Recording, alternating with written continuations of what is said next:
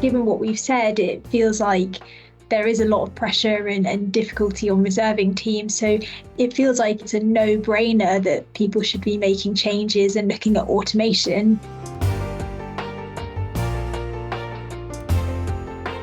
You're listening to Rethinking Insurance, a podcast series from WTW, where we discuss the issues facing P&C, life, and composite insurers around the globe, as well as exploring the latest tools, techniques, and innovations that will help you rethink insurance.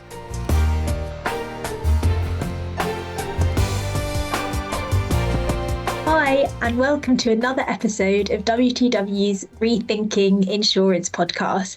My name's Holly Layton, and I lead the Reserve Transformation proposition in the UK. I'll be hosting this session today to talk about how reserving functions are being transformed across the European market. We're going to cover the challenges that reserving teams are facing, as well as transformations that are being made to really unlock value from the reserving function. And we'll talk a little bit about how that differs across the market.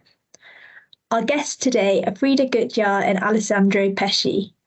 Before we get started, could you both introduce yourselves? Alessandro? Yeah, my name is Alessandro, and I mainly focus on reserving stuff around Europe. My name is Friederike Gutjahr. I'm with WTW since 2019.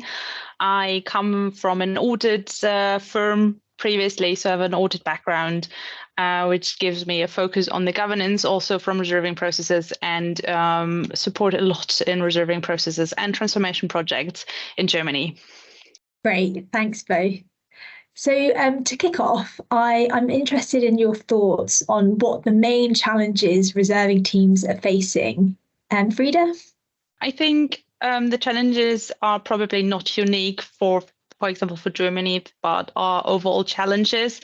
And to start off, to answer your questions, there is definitely a challenge around resources and timing. So there's a lot more to do in comparison to, I think, a few years ago, with sometimes even a smaller team because there are little resources because of the high demand on the market. Additionally, there are new responsibilities and therefore a new focus on what actuaries and reserving actuaries actually do in a company with a lot more complexity. And to top everything off, we have a challenging economic environment with inflation and also interest rates and everything coming with that. Alessandro, do you want to add something? No, absolutely agree. Also in Italy and Spain, I think also there are a lot of new tasks and new topics related to reserving, like a lot of companies have to produce IFRS 17 results that are more rigorous in terms of calculation. So the timing for producing results is very challenging for the companies. And also inflation, as you mentioned, are really a hot topic, mainly for Spain and Italy. Spain is linked to the Baremo scale system in Spain. So this is linked to the pension increase. And also for Italy, the bodily injury claims in the indemnity table, and how the court is going to apply this in the future for the severe claims. Yeah, I mean, it sounds like, that there's a lot of external market pressures, but that's almost inflated by internal pressures as well, and regulatory pressures on top of that. So add it all together, and it feels like reserving teams are really at a point where they're not able to cope and not really able to deliver necessarily. And how do you think that's kind of changed over the last 3 to 5 years? Are we in a very different situation to where we were 5 years ago? Alessandro? Yeah, compared to 3-5 years, I think the companies has improved the sophistication of the calculation, and they've also improved the quality of the data due to the IFRS 17 regulator. And this is the two main points. The companies have invested a lot of time to calculate the IFRS 17 results and to understand which is the impact on the P&L Yeah, I also think that as the focus has shifted a little bit more towards the actual departments and to the actual reserving actuaries, that also the focus of the management is more of the results from the actuarial reserving team. And so speaking the same language is sometimes, well, it gets more transparent that can be a challenge. And also having the right balance between steering the results and incorporating the actuarial view is getting more challenging, I think, or has become more challenging because of the additional focus on the subject. Yes, definitely. I think what we were saying earlier about kind of the external market pressures as well. Often that is the time when people look to actuaries for certainty on things that are very, very uncertain. So yeah, that focus is there. And yeah, again, with the increases in the volume of data and the amount we need to process, yeah, it feels like things have definitely changed and not for the better. So with all those challenges in mind, how have you seen people in the market really deal with them, and any kind of changes that they're making? Well, I think there is a lot of investment in IT system and structures because there are a lot of historically grown processes, especially coming from Germany, having seen a lot of German companies, obviously. So a lot of the processes are quite manually done by one person or a very small group of people. So there is, in Germany, we say head monopolies. I'm not sure if that is an English term. And I think going away from that, having more automatization, being able to include more people and actually doing the work is something we see. But not everyone is on the same level. So we have also people who are kind of hoping for the best. We have people who try working with interim solution, and some people who try to use that as an opportunity, the situation right now, to really evolve their reserving processes and use kind of the push externally, which is coming mostly from externally, to transform their reserving processes. Yes, I've definitely seen people think that if it's not broken, there's no point on fixing it, until the point where they're in panic mode and then need to do something. I mean, it worked before. Why should we change that, right? Yeah. Never change a running system. And Alessandro, how about in Italy and Spain? How are people dealing with those challenges? Mainly recruiting new people. This is a very short-term actions that companies are doing.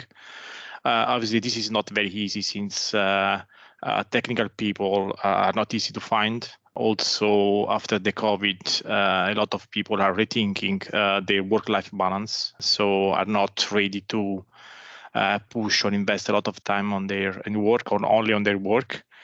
So recruit people, but this is very, very difficult. And then another one is the automation.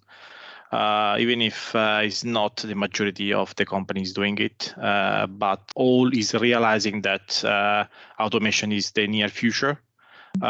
So they have to automate the task. The manual task cannot be performed by skilled people because it's very boring, and this is also a way to maintain the skilled and the talented people. So those are the two main ones, short term and medium long term.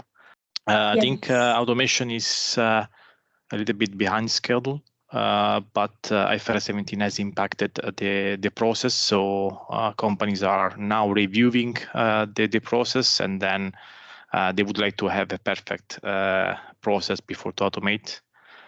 This is an approach that we have seen in the market.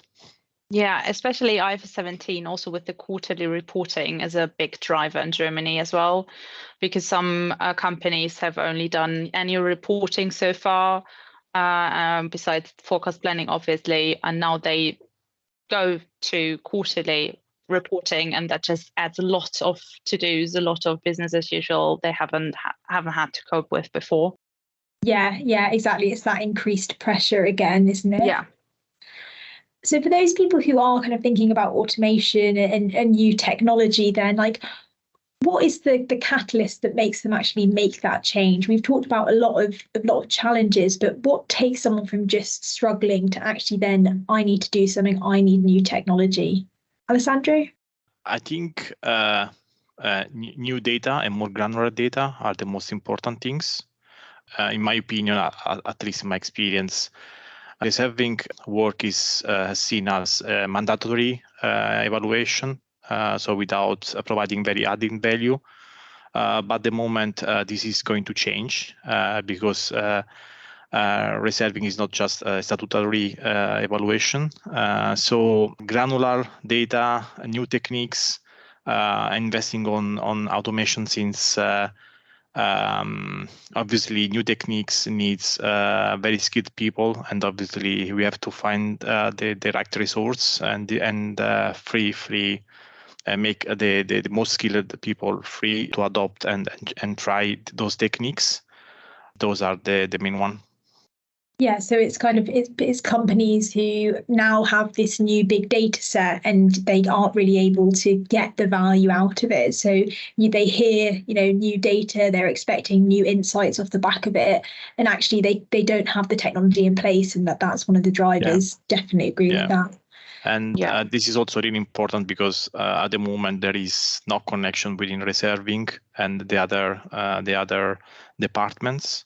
Like pricing, and obviously this is something that should be changed in the future. So having one target operating model and the reserving function connected to the business planning, to the pricing, the reserving capital, and so on. I think also that some people, we've said it again and again already, but the external justification, the external push is very important. And I do know some insurers who really want to actually move forward to invest, but they can't, because just using one technology just for the actuarial department, sometimes the insurance company don't see the value to just buy one technology for one department, even if they are maybe a little bit more pricey. And now they have a reason they can say, well, we need it because there is an external justification in terms of reporting and producing disclosures and being able for you to actually produce a closing at the end of a quarter. Yeah. So they each siloed part of the company can now make its own requests given the challenges it's facing. But given what we've said, it feels like there is a lot of pressure and difficulty on reserving teams. So it feels like it's a no-brainer that people should be making changes and looking at automation. But why do you think companies are resistant to change? What's stopping them making these differences? Well, you have to invest a lot of money and a lot of time to do the transformation. And I think for some people, they are a little bit scared because they see the big plan, what has to happen in order to have a really transformed reserving process. And so some people just don't start because it's just too big of a picture for them. I think that is one point, actually. Then the tight budgets, because every company, not only in the insurance world, but every company tries to save money. So the budgets are being watched more closely than maybe a few years ago. Then you have the so-said head monopolies in Germany, for example. So people are actually single people are against the change because they are for 20 to 30 years in the company. They have worked the same way for 20 to 30 years, and now changing their way of working and being confronted with a lot of new technologies and new ways to work, it's just also a little bit scary. And I can understand that, and they fear their position in the company, seeing all those young hotshots riding in the company and maybe taking over their part. One other thing is actually overestimating their own capabilities. Well, we can do it. We've done it before. Why can't we do it now? Yeah, definitely. Firstly, I think, humans, we are resistant to change naturally. So it is hard when you have someone coming in saying you need to adopt a totally new solution. But, now's the time when things are getting very difficult. Alessandro, anything else to add? Yeah, no, I fully agree on Frida. I think also they would like to change everything as fast as possible, but obviously the change is a slow exercise. So we have to, big changes starting from small things, no? So they would like to have the magic wizard and change everything, but it's not possible. So they are scared about a big change. But I think if you take all the stuff of your work and say, I can start from this one and then change that one and the second one and so on. So start to prioritize the things and starting from something instead of changing everything from scratch. So I think this is a good compromise that can provide a very big change in the near future instead of changing everything as soon as possible. And obviously, I think, as I said before, data and granularity are the most important things, adding value to the company, so to the different departments. Yeah, absolutely. The kind of iterative change process, I think, is really important because it helps embed the skills and knowledge of the new technology a lot sooner in the team that are then using them, and you start to get the benefits of having those small transformations rather than waiting for a whole full solution to be developed. So completely agree with that. And I think it's also hard if setting up the whole process without actually going into the process and seeing some challenges you haven't seen before. So having this iterative process is very, very rewarding, I think, because then you can kind of avoid some problems you might have if you set up the whole process at once, implement everything, and then test it after everything is finished. So. Yeah, exactly. There'll be some unknown thing that pops up at the end when you at least expecting it. Yes. So it's all been quite negative so far on the difficulties that people have. So on a positive note, what do you think your markets are doing well? How are reserving teams actually excelling in this environment? Well, I think speaking from Germany, we Germans are very punctual, and if we do things, we actually do them quite well, I would say, saying as a German. But I think the focus really is on setting up very robust processes if we already start on transforming processes. So they're very well thought through. They are with a lot of governance, and they try to use the best technology there is. And I think what they also do very well is now using IFRS 17 actually kind of as an excuse to start transformation. So they're seizing the opportunity to actually go right into the transformation.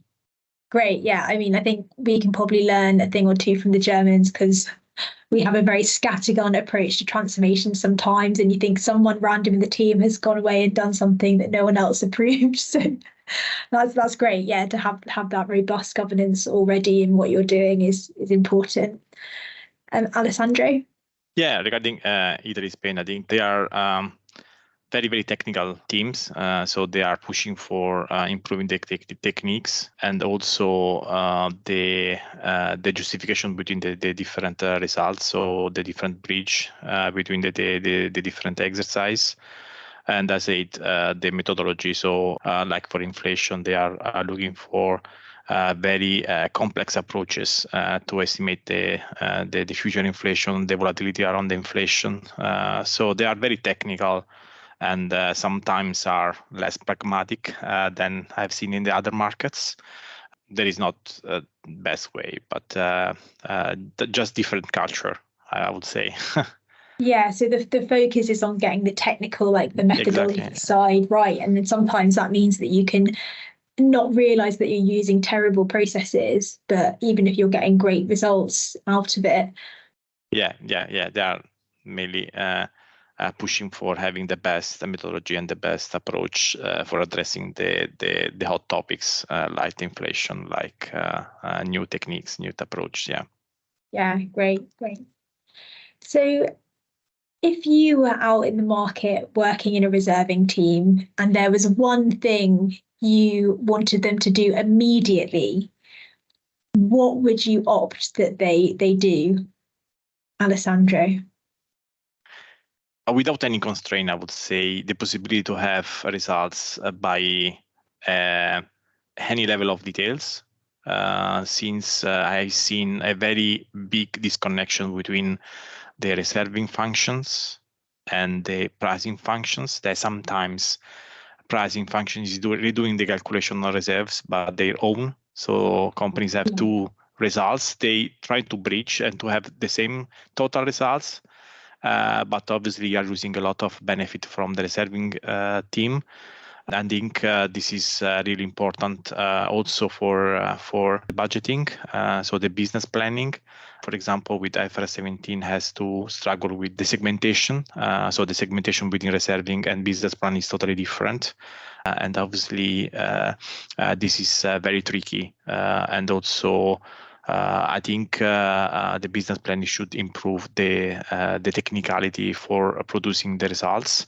And so actually it's more involved into the business planning process, but obviously the aggregation at the level of reserve is very difficult. So it's very different. So I think this is really adding value to the companies and to the reserving team. I would say automate as much as possible to free up resources to let the creativity loose. Think outside the box, try something else than the traditional chain ladder and Bernhard Ferguson maybe. And as Alessandro said, maybe to try to leverage synergies within the companies, let pricing and reserving actuaries work together to see benefits from either results or either analysis. And maybe also show management that there's more value added from a reserving actuary than just reporting. I completely agree. More automation wherever you can find it. Anything that feels manual and rule-based, get rid of it, automate it away, and really trying to push to get results at that granular level. I mean, if we manage to get good results that you can rely on at a very, very low granularity, when we get the next IFRS 17 or the next big market change, our lives will be a lot easier. So yeah, definitely agree with you on that. Yeah, focus on the fun stuff. Yeah, yeah. Do what you want to do as a reserving actuary. Absolutely. Okay, so we've got time for one more question. So I want to end on a high and ask you what your opinions are about the benefits that people can actually get from starting to invest in transforming their reserving process. Frieda? Well, actually, I think with that question, I kind of want to dip into my answer from the last question, because I think if you invest in transforming your reserving process, you can actually create information that add value for other parts of the business. For example, for pricing, you can free resources to use them for deeper analysis, to get a better understanding of your business. You can give management a better and deeper understanding of what actually happens. Yeah, great.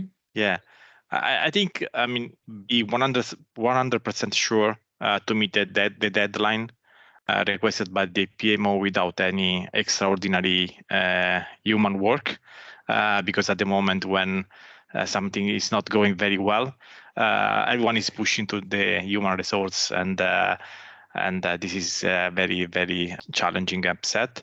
And another one is also having the time to check and redo the calculation. So you are very prepared to answer to the challenge coming from the CFO. So the internal challenge and the external challenge, since with IFRS 17, the calculation are more technical, and we have to explain the results to the C-level that probably they don't have the same capabilities that actuaries have, and we have to find a very easy way to explain the results. And obviously, so you are able to explain the results without any panic. That extra panic, I would say. Panic, reasonable panic is okay. Extraordinary panic is not okay. Well, that's actually an excellent point. Add security to your results, right? Yeah. So you can be more sure that your results are actually challengeable in terms of governance, but also interpretation of data. Absolutely agree. Yeah, definitely better results, more accurate results, and a team with their evenings and weekends back. That sounds lovely.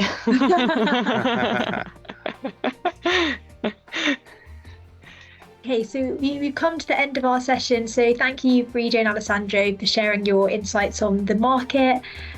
Join us next time for another episode of Rethinking Insurance.